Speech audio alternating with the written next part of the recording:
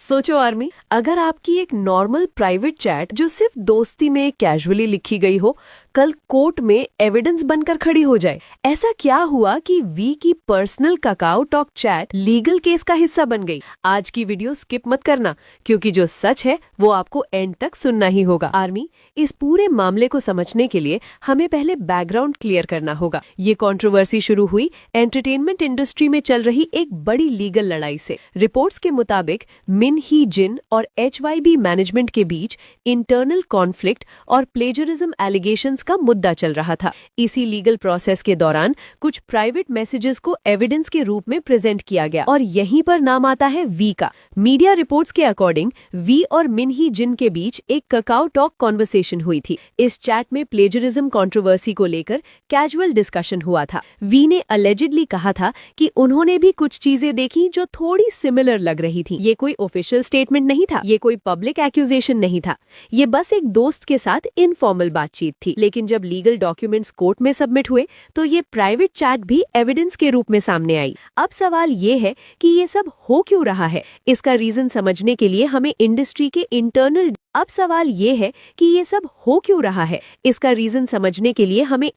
के internal dispute को देखना होगा। HYB और मिन ही जिन के बीच जो डिसएग्रीमेंट चल रहा था, उसमें हर छोटी बड़ी बात को प्रूफ के रूप में कलेक्ट किया जा रहा था। जब लीगल बैटल इंटेंस होती है तो दोनों साइड्स अपने आर्ग्यूमेंट्स को स्ट्रॉन्ग बनाने के लिए मैसेजेस, ईमेल्स और चैट्स का सहारा लेती है। इसी प्रोसेस में वी की चैट भी डॉक्यूमेंट का हिस्सा बन गई। लेकिन आर्मी, सबसे इंपॉर्टेंट पॉइंट ये है कि क्या वी ने खुद पब्लिक में किसी पर आरोप लगाया? नहीं। क्या उन्होंने कोई प्रेस कॉन्फ्रेंस की? नहीं। क्या उन्होंने किसी को टारगेट किया? नहीं। ये सिर्फ एक पर्सनल कॉन्वर्सेशन थी जो कॉन्टेक्स्ट से बाहर निकालकर लीगल फाइल का पार्ट बन गई। इसके बाद वी ने अपनी इंस्टाग्राम स्टोरी पर क्लैरिफिकेशन दिया।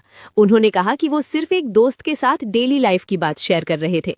उनका किसी साइड लेने का या कंट्रोवर्सी को फ्यूल करने का कोई इंटेंशन नहीं था। उन्होंने ये भी एक्सप्रेस किया कि उन्हें काफी ऑकवर्ड और शॉक्ड फील हुआ जब उनकी प्राइवेट चैट को बिना उनकी मर्जी के एविडेंस के रूप में यूज किया गया। अब यहाँ एक और नाम सामने आता है, बैंग सी-युक। रिपोर्ट्स में मेंशन हुआ कि आइलेट के डेब्यू एल्बम के प्रोडक्शन में उनका रोल था और प्लेजरिज्म डिस्कशन इसी कॉन्टेक्स्ट में चल रहा था। लेकिन आर्मी, हमें ये समझना होगा कि लीगल केस में किसी का नाम आना और किसी पर डायरेक्ट ब्लेम लगना दोनों अलग चीजें होती हैं। कोर्ट में एविडेंस का मतलब सिर्फ इतना होता है कि वो इन्फॉर्मेशन केस से रिलेटेड है। ये जरूरी नहीं कि जिसने मैसेज भेजा वो किसी साइड का ऑफिशियल सपोर्टर हो। इस पूरे मामले में सबसे बड़ा मुद्दा बन गया प्राइवेसी। क्या किसी आइडल की पर्सनल चैट को पब्लिक डोमेन में लाना सही है? क्या एक कैजुअल ओपिनियन को लीगल स्टैंस बना देना फेयर है? आर्मी, आइडल्स भी इंसान होते हैं, उनकी भी प्राइवेट लाइफ होती है। वो भी दोस्तों से बात करते हैं, अपनी फीलिंग्स शेयर करते हैं।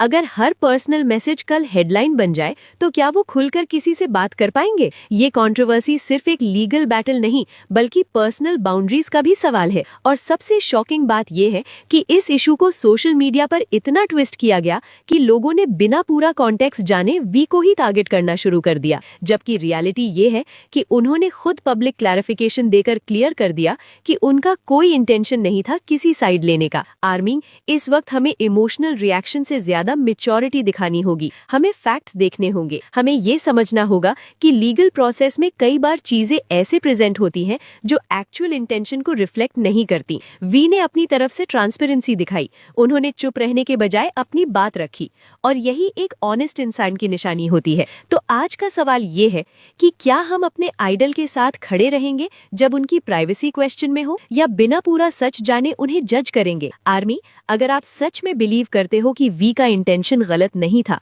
अगर आप चाहते हो कि आइडल्स की प्राइवेट लाइफ का रिस्पेक्ट हो, तो कमेंट में लिखो वी स्टैंड विद थेओंग। वीडियो को शेयर करो ताकि लोग हाफ इन्फॉर्मेशन पर रिएक्ट ना करें, और चैनल को फॉलो करो क्योंकि यहाँ हम सिर्फ फैक्ट्स और क्लैरिटी के साथ बात करते हैं। याद रखो, सच हमेशा कॉन्टेक्स्ट के साथ समझा जाता है और आज कॉन्टेक्स्ट आपके सामने था।